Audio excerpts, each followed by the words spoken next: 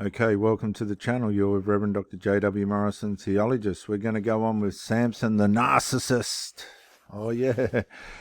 Samson makes some of these narcissists today look like choir boys, to be honest. Let's just sort this out. What's happened here? There we go. Oh, yeah, some of you narcs out there have got nothing on Samson. Oi, boy. Well, one day Samson went to Gaza, Judges 16. Gaza means fierce and strong. Gaza is a city on the eastern shore of the Mediterranean Sea. And where he saw a prostitute. Now, and he went and spent the night with her. Now, a lot of you guys have got girlfriends that just come over, stay, and then go and get on with their lives. You want to count yourself lucky, guys. You're getting it for free. All right, these women, they want a bit of man too, and then they go and live on their lives in other places and doing other stuff. But you're just a convenience. Don't kid yourself. That's all you are. The only difference is, buddy, you're not paying. And the only difference for her is she hasn't got multiple men, hopefully, if you're lucky. A lot of narcissistic women will have several forms of supply. Reason being, if you give her the shits, she'll go and compensate herself, soothe herself with somebody else, and keep you sitting and waiting until she feels like coming back again. A lot of you guys need to toughen up. And a lot of you women need to wisen up. Anyway, Samson's found a prostitute, and he spent the night with her. Now, this might all sound, oh, well, he's just spending the night with a prostitute. No, when you sleep with somebody that has dozens and dozens of partners, you're risking, and you are really, in a way, making yourself available to all the personalities and things that they've taken on inside themselves through the transition of being with her. Most prostitutes are multi-personality. They suffer from extraordinary mental health issues. Most are medicated or drugged. They've got multi-personalities from all the people that they sleep with. They're manic depressive. They have a lot of mental health issues and bodily issues. They can suffer from multiple sexual diseases which turn against them later in life. And they've just got no self-esteem, no identity, no self-worth. And that's how they make money. And it's not very much money in most cases. But what sort of a fool's Samson? How desperate is this man? I guess when you've had a wife given to another man, and then the father and the wife get killed, I guess he's just gone for the easy route and has gone, I'm going to easy route, as in way to go. I'll just go to a prostitute. And when the Gazites heard that Samson was there, they surrounded that place and lay in wait for him all night at the city gate. And this is what'll happen, guys. Your enemies are just going to be multiple, and it's hard to tell who they are. This guy now has gone for a prostitute, and they're still not happy with him. They want to take him out. And I've had this in most of my relationships, interferers and people that oppose, and in the end it gets wrecked. Sometimes the women are in on it. Sometimes they set it up so they've got a way out. Other times it's just calamity and evil and darkness. But this is what will happen. And they were quiet throughout the night, saying, let us wait until dawn, then we will kill him. But Samson lay there only until midnight. When he got up, he took hold of the doors of the city gate and both gate posts and pulled them out, bar and all.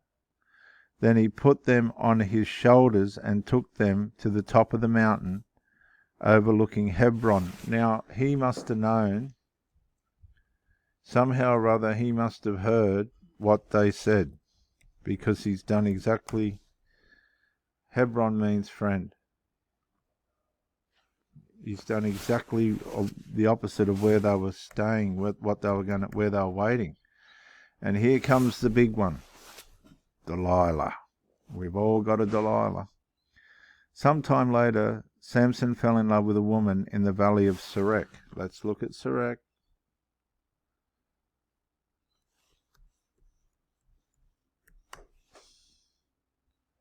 There it is there. Vine, hissing. Hissing, similar to that of a snake, isn't it? A colour inclining to yellow. Hissing. Not good. Hissing's what snakes do. Whose name was Delilah. What's the meaning of Delilah, guys? We're doing a Bible study. Come on. Delilah means... where's the meaning? A woman who is seductive and wily. We haven't got a meaning for Delilah. Delicate. So they come across as delicate, but they're seductive and wily. Had plenty of these. Yep, good lovers and all that, but very one that won't attach. The lords of the Philistines went to her and said, entice. There's the key word, right? Entice. Entice him to find out the source of his great strength and how we can overpower him, to tie him up and subdue him. Then each one of us will give you 1,100 shekels of silver. And we don't know how many of them there were, but 1,100 shekels per person is a lot. And you'll find that it'll be relatives or children or somebody on the outside, an ex, a new boyfriend, a new form of supply. They're going to try and find your weakness. They're going to try and pull you down and wreck you. Listeners, they're going to try and undermine you and destroy you one way or another. And you have to have your wits about you. Samson got blinded by this woman. I've had women whose sons and children, girls as well, daughters, have been after me without me even knowing, trying to undermine the relationship, wreck it. And so Delilah said to Samson, please tell me the source of your great strength and how you can be tied up and subdued. So we've got enticement. We've got a woman that's now in deception, working against this man, but using her femininity and wiliness to try and convince him into what she needs to know.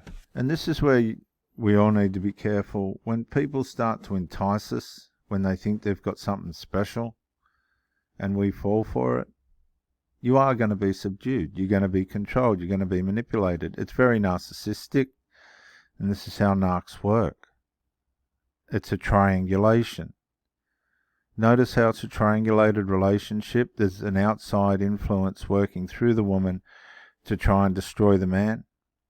I've had several of these relationships where people are trying to psychologically vandalize you, emotionally pull you down, all from the outside. You don't even know they're there, but they're there, and the Bible's showing us.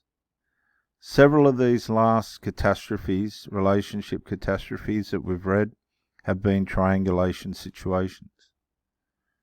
And when a woman's able to be triangulated through her children, family members, an ex, a new boyfriend, in an affair, these types of things, you need to be on your game. You need to be using your strength, knowing that these are possibilities. These things can happen. It's not a joke. It's real. This happens every day, and people are being destroyed all across the world, thinking that they're with people that love them, but the people that they're with are actually dysfunctional. And whilst empathetic on the outside, as evil as you can get on the inside. It's as simple as that. Judge a tree by its fruit, the Bible says. So Delilah said to Samson, please tell me the source of your great strength and how you can be tied up and subdued. Well, Samson's on the back foot before he starts because he's got a weakness for this woman, but he does hang on at the beginning.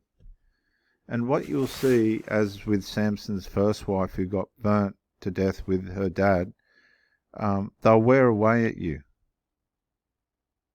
They'll just wear away at you. But Samson's trying a different tack this time. Verse 7, Samson told her, if they tie me up with 7 fresh bowstrings that have not been dried, I will become as weak as the other man. Now, Samson knew, here's the clue. He knew that this thing was triangulated. He knew that this relationship was triangulated, viewers. And there's people listening to this right now that are in relationships where you've got outside interferences trying to destroy your relationship. Okay, and you've stayed in that place too long. You've got to get out. If your partner's not standing for you, right, we're seeing this here with Delilah and Samson. This happens all the time, viewers. People want to undermine and destroy your relationships, and the person that you're with will allow it. If they're not, I told my last partner, you've got absolutely no backbone whatsoever, and she didn't. She was no different to Delilah. She was letting these triangulators, relatives, spawn, interfere with the relationship. And you've got to be aware of it and stay on your game. Keep your strength. Use their cunning and wile against them. And let them sink themselves. Let them become weak. They'll expose themselves, viewers. Excuse me. So the lords of the Philistines brought her 7 fresh bowstrings that had not been dried, and she tied him up with them. So these people didn't expose themselves. They'll use the woman. I've had the mothers of these single mothers that I've dated. I've had the children accuse me of this and accuse me of that, and they haven't stood up for me when they should have. They've just bought into what their children are saying and being convinced of, and sold me down the drain. And this is happening to you, men and women. Wake up to these people, man. They'll go to bed with you, and then they'll hang you out to dry in the next breath. Don't worry about that. Well, while the men were hidden in her room, she called out, Samson, the Philistines are here. Now, she tied him up. Now, what you'll find is when you're in a situation and you need resolve and you can't get it off your partner, that's the first sign of the beginning of the end. Okay? They're not on your side. You're just a convenience. They're going to try and run you out till you got no more strength, and you're bent and deluded and psychologically worn out, emotionally vandalized, and probably in debt. Probably lost your job. They try and destroy you mentally. You got to be aware of this. It's happening every day to people. But these people allow other people to run the relationship from behind. Okay, you've got to be aware of this, man. But he snapped the bowstrings like a strand of yarn, seared by a flame. So the source of his strength remained unknown. And that's how you need to be, but you need to maintain it. And at this point, you need to abandon that person. They've betrayed you. Samson's been betrayed. Openly betrayed. Right? And what's he do about it? Ladies and gentlemen, you need to get out. At this point, you need to get out. Okay? I've had instances where these people's family members have orchestrated, vendettas against me, and the partner hasn't done anything, and it's always ended in a disaster. Because as Delilah's loyalties with the Philistines, and yet she's opening her legs for Samson, so too the single mother's loyalties will be with their DNA, and they'll open their legs to you, but their loyalty ain't to you. I can assure you. Then Delilah said to Samson, you have mocked me and lied to me. Now please tell me how you can be tied up. And I would say, well, there's your stuff and there's the door. Be on your way. But no, not Samson. He replied, if they tie me up with new ropes, that have never been used, I will become as weak as any other man. So Delilah took new ropes, tied him up with them, and called out, Samson, the Philistines are here. And what's the old saying, viewers? Once bitten, twice shy. But the men were hidden in a room. He snapped the ropes off his arms like they were threads. Then Delilah said to Samson, you have mocked me and lied to me all along. Tell me how you can be tied up. Well, now she's looking at it as if to try and bind him. See, what they do is, guys, these people that are in their sinful nature, that are using you, ladies and gentlemen, they're trying to bind you up. They're trying to bind you up mentally, physically, in your health, in your finances, and all the rest of it, because they don't want you to succeed. They're envious of your success. That's why they have affairs and things, because they think they're going to break you down, but they're not. They're only destroying themselves if you remain strong and aware. See, sex is a wonderful drug to bring deception. Okay, people get deceived and influenced by people that give them sex. Okay, I'm 57. By the time I was 21, 20, 18, I'd had enough sex. I remember saying, I've had enough sex to last me a lifetime. You get to my age and you share and deliver and all that and receive, but you never let it influence you. No. And I've known women that thought they could use sex to influence me, and they were quite upset when they realized that they couldn't. That's what wisdom does. It teaches you how to be wiser and stronger. He told her, if you weave 7 strands of my head into the web of a loom and tighten it with a pin, I'll become as weak as any other man. Now this is the third go at it. So while he slept, Delilah took the 7 braids of his hair and wove them into the web. Then she tightened it with a pin and called to him, Samson, the Philistines are here.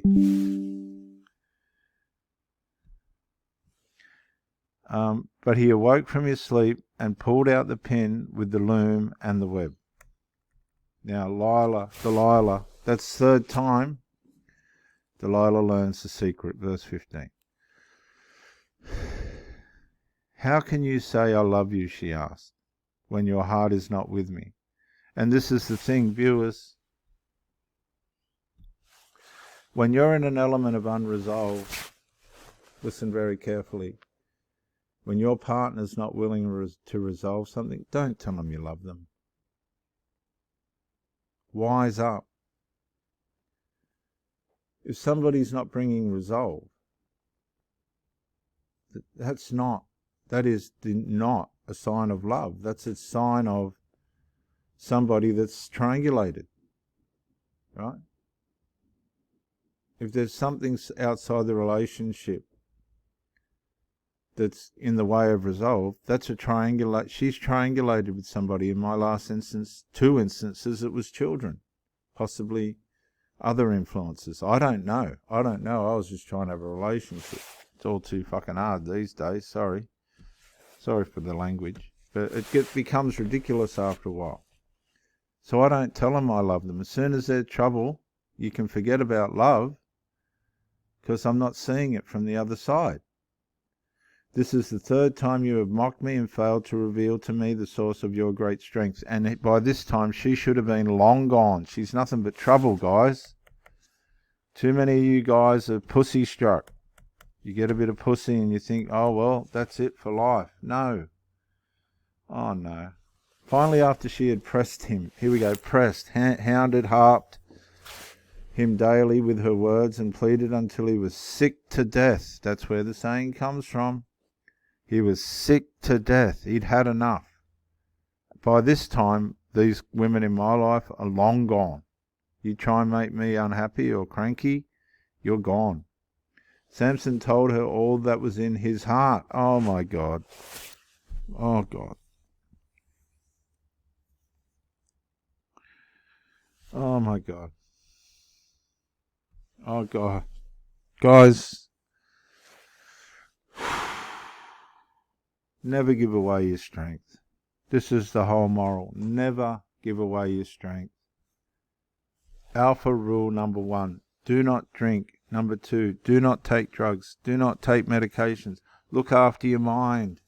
Never, ever give away your strength. Ever. You won't be respected. This is it. Samson told her all that was in his heart. My hair has never been cut, because I have been a Nazarite to God from my mother's womb. If I am shaved, my strength will leave me, and I will become as weak as any other man. And that's the first pure cut, plain instance of anybody that's ever heard of a man being a simp. Guess what Samson is? Guess what got Samson into trouble? Being a simpleton. Being a simp. She had no right to know that. It was none of her business. She was doing it for the people on the outside to destroy him. She allowed them to use him. And guess what? Guess what? And remember, the Lord's using Samson to have his way. That's what I mean. The Lord will use your weaknesses, even if you destroy yourself, to fulfill his plan. When Delilah realized that he had revealed to her all that was in his heart, she sent this message to the lords of the Philistines. Come up once more, for he has revealed to me all that is in his heart. So her femininity worked. Oh my God. Then the lords of the Philistines came to her, bringing the money in their hands. So they're convinced she's hit the jackpot. And having lulled him to sleep, probably through sex and all the rest of it, on her lap, she called a man to shave off the 7 braids of his head.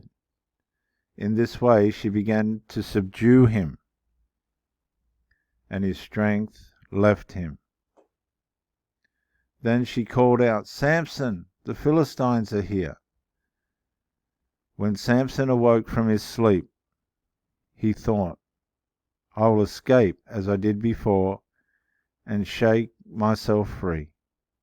But he did not know that the Lord had departed from him. Man, I'll tell you something, guys.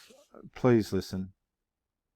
God isn't impressed by men that divulge the secrets of their strength to women. God isn't impressed by men that divulge the secrets of their strength to women. Okay? You got to learn this. You got to toughen up and wisen up, some of you guys. Then the Philistines seized him, gouged out his eyes, and brought him down to Gaza, where he was bound with bronze shackles and forced to grind grain in the prison. Guys, do not share the secrets of your strength to women, be it business, be it assets, be it personal. Don't do it. But, however, the hair of his head began to grow back after it had been shaved. Learn from your mistakes. That's the lesson. Okay, it took her 4 goes. Samson still didn't get it. Don't be fooled by women over and over again. They don't respect you for it. They love a clever man that won't let them get past. Now the Lord of the Philistines gathered together to offer a great sacrifice to their god Dagon. They rejoiced and said, Our God has delivered Samson, our enemy, into our hands. But that's not true. Samson was deceived by the pussy.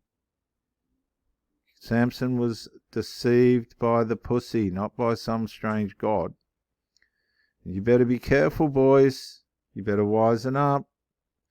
And when the people saw him, they praised their God, saying, Our God has delivered into our hands our enemy, who destroyed our land and multiplied our dead. And while their hearts were merry, they said, Call for Samson to entertain us. This is how they'll mock you and they'll jeer you And this is happening behind a lot of your backs right now. You're sleeping with people that are mocking and jeering you behind your back when you're not around. Probably in an affair, sleeping with somebody else to let out their resentments and frustrations against you. So they called Samson out of the prison to entertain them, and they stationed him between the pillars. Samson said to the servant who held his hand, "Lead me where I can feel the pillars supporting the temple, so I can lean against them." And now the temple was full of men and women. All the lords of the Philistines were there, and about 3,000 men and women were on the roof watching Samson entertain them. Then Samson called out to the Lord, and you will. This is the funny part about it, right? Why do you have to wait to get to the bottom when the woman's completely cleaned you out? She's weakened you, or man. This goes both ways, men and women. They've completely psychologically and mentally assaulted and vandalized and drained you. They've been entertaining other people behind your back. You knew the relationship was triangulated and working against you. You knew this woman had a feet on both sides of the fence. And you thought you could overcome all that.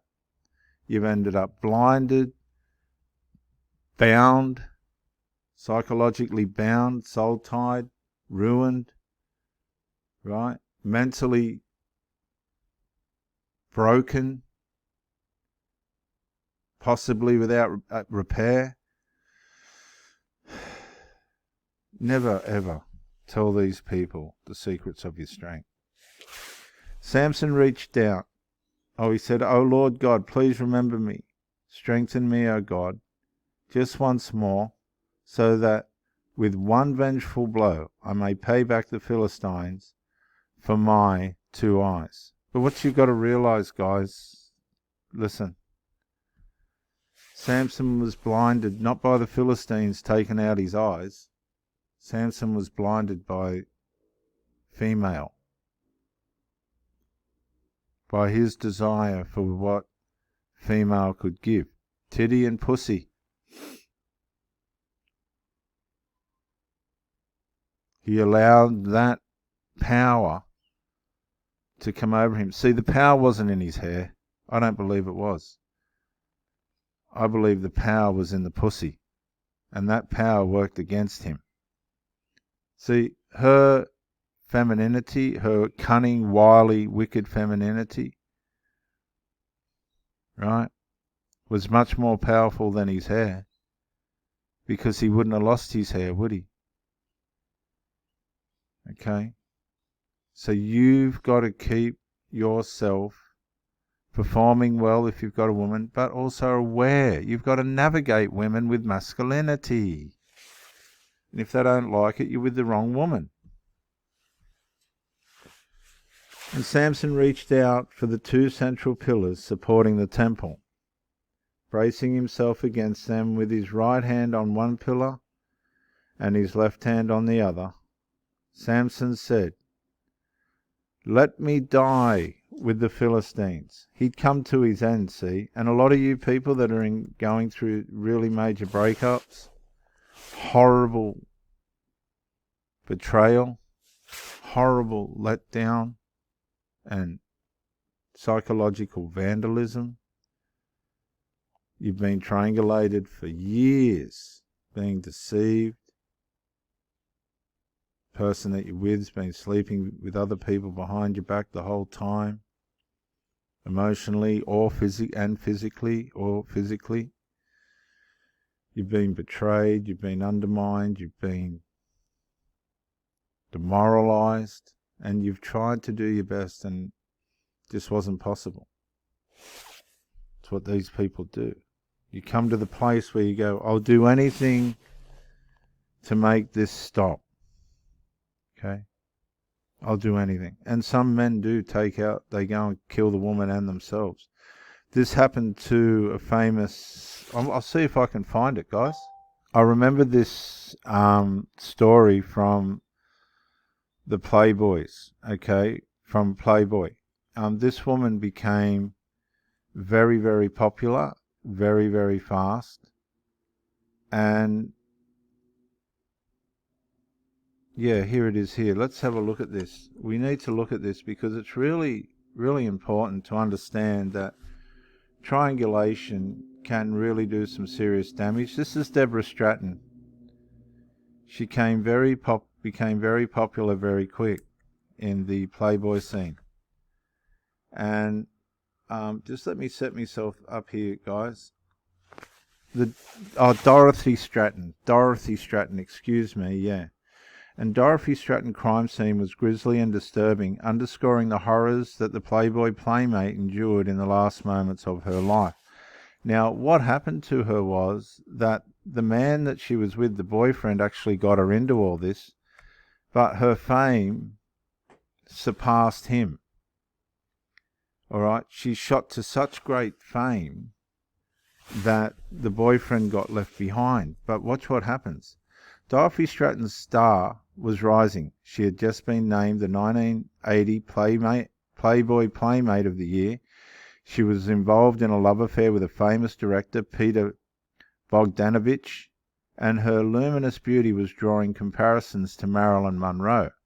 All of this must have been heady business for a small-town Canadian girl who was discovered in a local Dairy Queen, and she was only 20 years old.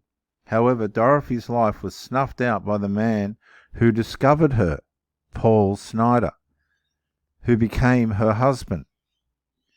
He was a small-town hustler and promoter of auto shows and the like, and a pimp, who was despondent and enraged because Dorothy was having an affair with the director Bogdanovich, and she was the star of a movie that he was doing, and was determined to leave him.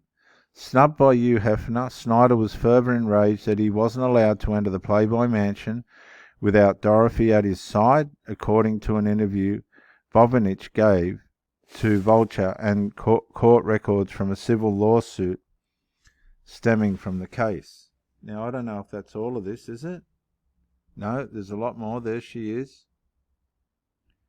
Okay, Snider murdered Dorothy with a shotgun blast to the face in a horrific murder scene. The autopsy report, described in graphic detail by news reports at the time, outlines the forensics and what could be learned at the scene. The Associated Press, in an August 16, 1980 article, outlined what authorities found in Los Angeles area home, according to the AP. Here we go. Dorothy's nude body was found sprawled across a bed near that of her estranged husband. The scene is captured in a grisly and disturbing crime scene photo that has been widely shared on the internet. We won't look at that. Dorothy had been shot in the face with a shotgun. Paul Snider was found slumped over the shotgun. The bodies had been there for a day. Snider was also naked. The Village Voice reported in 1980 that investigators found bloody handprints on Stratton's buttocks. The description in the article is graphic and extremely disturbing. Dorothy had apparently been sodomized, though whether this occurred before or after her death is not clear, the article said. After the blast, her body was moved and there were what appeared to be bloody handprints on her buttocks and left leg. Near her head was Paul's handmade bondage rack. Loops of tape, used and unused, were lying about, and strands of long blonde hair were discovered clutched in Snider's right hand. And there's a picture of them there. This is what can happen, guys.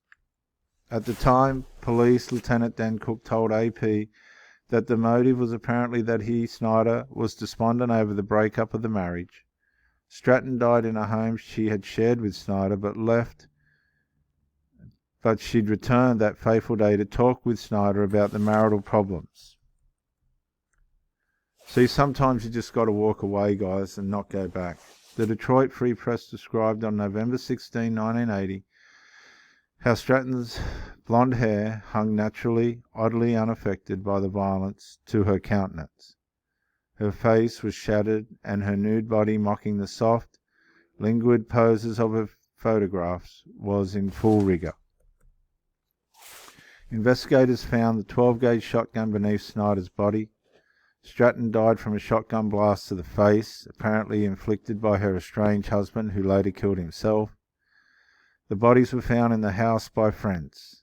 An Associated Press story from August 1980 reported that the coroner's report confirmed Stratton had died from a shotgun wound to the face.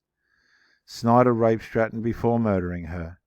The coroner found that both Stratton and Snyder had married in 1979, died of shotgun wounds to the head. A Village Voice article on the case, which won the Pulitzer Prize and was the basis for the movie Star 80, says the coroner hedged a bit at first, dubbing it as questionable suicide, possible homicide. Guys, I'm just trying to point out to you what can happen. Okay, what can happen when things triangulate. And these people take it so too lightly. So Samson reached out for the central pillars supporting the temple, bracing himself against them with his right hand. See, this is where Stratton was. This is where Snyder was. He'd come to the point where he couldn't take any more. He's just going to end the lot of it. Okay? And Dorothy had just spread herself so far beyond a marriage that the man couldn't take it anymore, right or wrong. And this is how human nature can end up. Let me die with the Philistines. Then he pushed with all his might. Have you ever been rejected after a relationship? You're in the middle of a relationship, it's gone triangulation, and the next thing you're just rejected? It's the most horrible feeling you could ever have. Then he pushed with all his might, and the temple fell on the lords and all the people in it. So in his death he killed more than he had killed in his life. And then Samson's brothers and his father's family came down, carried him back, and buried him between Zorah and Eshtaol in the tomb of his father Moab.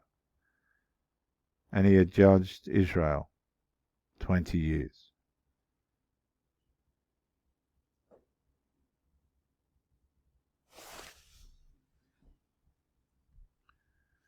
Very sobering, isn't it, viewers? Sex, love, deception, triangulation, all the things that can bring us undone, and we think everything's okay. It's not okay.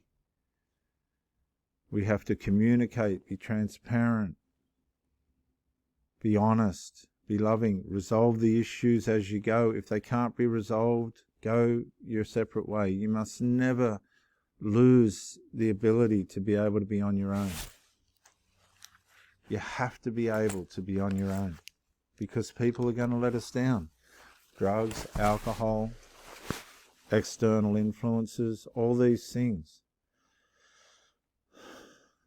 When you think of Samson, you think of Delilah, you don't see the internal makings of the horror story, the narcissistic, dark, empath horror story of it all. And you think, oh, well, this only happened back then. No, it's happening all around us now.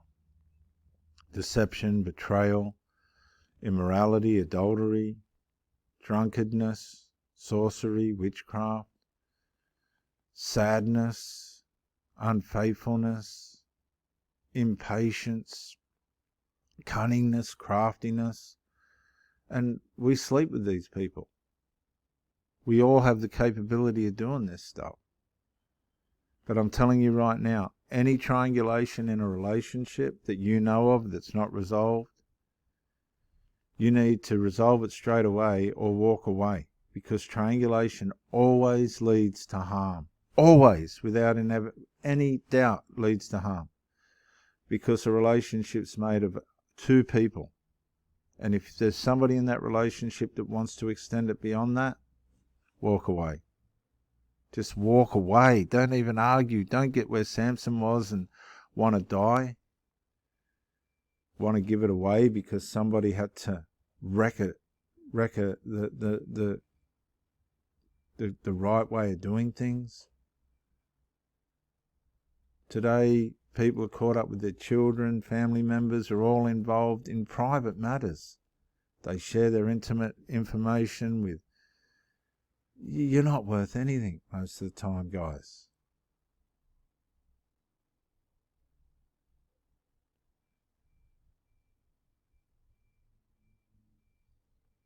This stuff leads to harm and it leads to death, and you got to get away from it. It'll send you broke. You'll lose your job. You'll lose your health. You'll lose your mind. You'll lose all the momentum you've built in life. And these people will go back to their outside influences. No. Please wake up and think about it. Turn to the Lord. That's why I became a Christian. I didn't want to deal with evil anymore. And you don't have to either. This is Reverend Dr. J.W. Morrison, Theologist, New South Wales, Australia. Bye for now.